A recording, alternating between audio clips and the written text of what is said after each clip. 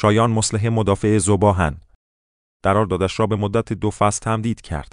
پایان یک حضور نمادین در اتحاد، اسکات کارسن از منچستر سیتی جدا می شود. اسکات کارسن، گلر 39 و با سابقه انگلیسی، بعد از 6 فصل حضور در منچستر سیتی در پایان قراردادش از این باشگاه جدا می شود. کارسن که تنها در 2 بازی رسمی برای سیتی به میدان رفت، یکی از اعضای ثابت رختکن در دوران طلایی این باشگاه بود، دوره‌ای که با فتح 11 از جمله سگانه فصل 23 20-22 همراه بود.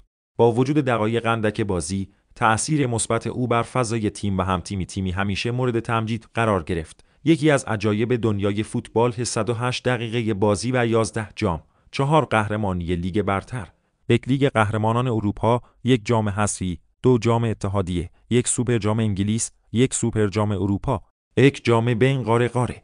رئیس اروپا در دهه گذشته. آمار پرتغال در دهه گذشته بیش از هر کشور اروپایی دیگری جام برده است. یامال طی 1 سال گذشته بیشترین افزایش قیمت را در فوتبال جهان داشته. دیگر این حرب جواب نمی‌دهد. پیشنهادات سنگین مالی حالا رد می‌شود. طبق گزارش‌ها برونو فرناندز، تو هرناندز و ویکتور اوسیمون همگی پیشنهادهای نجومی الهلال را رد کردند. الهلال برای مهاجم به سراغ گیکورش انونیز رفته و برای دفاع چپ به جای تو هرناندز آنخلینو از رم را با 22 میلیون یورو جذب خواهد کرد. محمد مهدی زاره مهدی تیتری اطلاعیه رسمی در پاسخ به استقلال، پرسپولیس، سپاهان. باشگاه گلگهر با انتشار بیانیه رسمی روی ستاره‌های تیمش برچسب غیر قابل فروش زد.